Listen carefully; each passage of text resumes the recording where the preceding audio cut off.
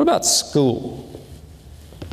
What are our notions about school and what school is? Well, usually our notions about something are defined by our experiences.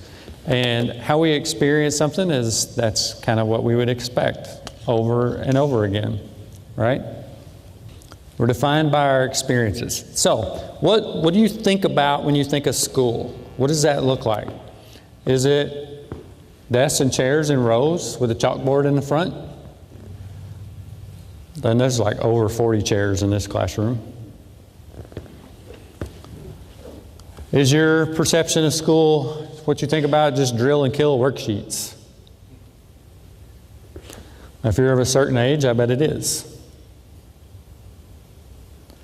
Or is your perception of school this happy place where everybody raises their hand when a teacher asks a question? Now, the teacher says if you know the answer, raise your right hand, and if you don't know the answer, raise your left hand. That way, everybody's got their hands up. Just make sure if you're called on, you raise the hand you meant to, right? Maybe your recollection of school is, man, I was just bored out of my gourd because all my teacher did was lecture all day long, and that and between drill and kill worksheets on punctuation and capitalization, I was just worn out. Maybe that's your perception of school. Maybe you're a little older and it was in black and white. You know, the desks are still there, bored kids are still there, hairstyles are a little different, clothing styles are a little bit different, but it's all still there.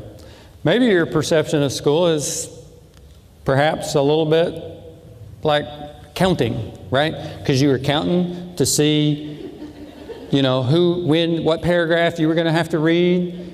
So you weren't paying attention to what anybody else was reading. You're just trying to look ahead to what you're going to have to read. Maybe that's what you think of school. You remember about school. Or maybe you think of school with not necessarily desks and chairs, but more modular furniture. Think about kids with devices where they can look up almost any piece of factual information, where kids are working with robots. Maybe that's your perception of school. Maybe that's what you remember about school, right? But has school really changed? Has it really changed? Now, if you will go to do a search for a guy named Jamie Vollmer, he's got a website, and he's got a list of things that have been added to school over time, over time, over time.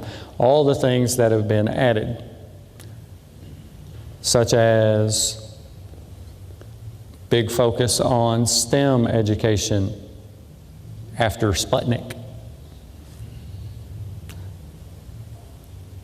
All the drug education and sex education and driver's ed, all the things that have been added, cyber security education, all the things that have been added over time to what school is, yet we've not changed the length of the day, right? So has school really changed? Well, classrooms are really mostly the same. Desks, chairs, not all, but mostly across the country, classrooms are the same.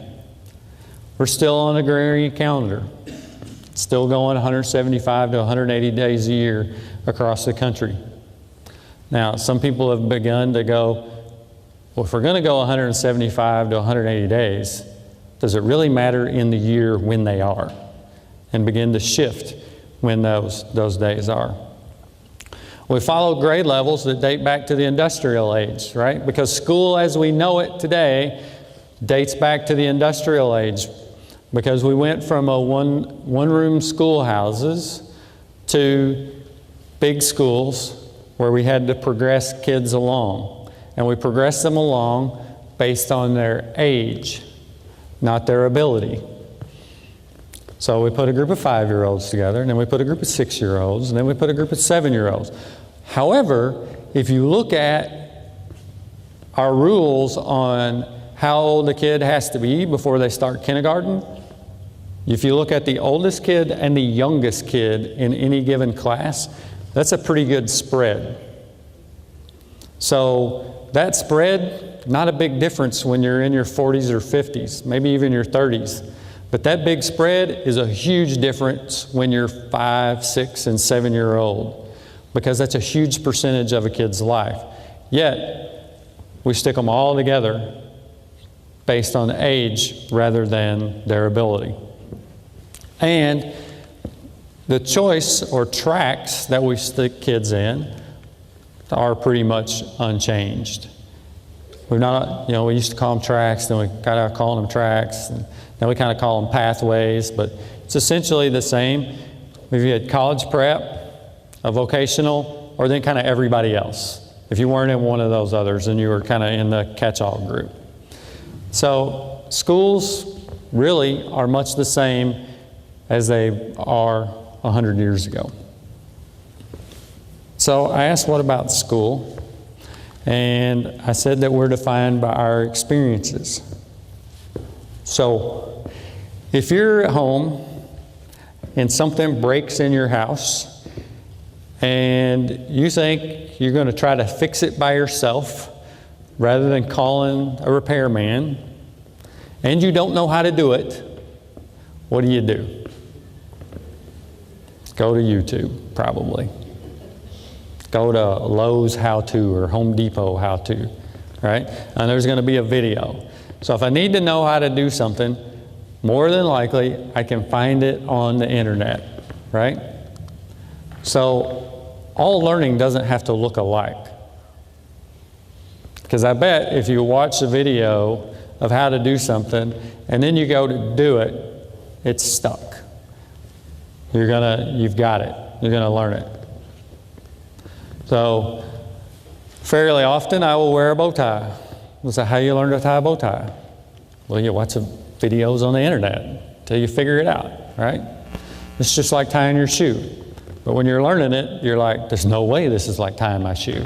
After you've tied one for a while, it's exactly like tying your shoe.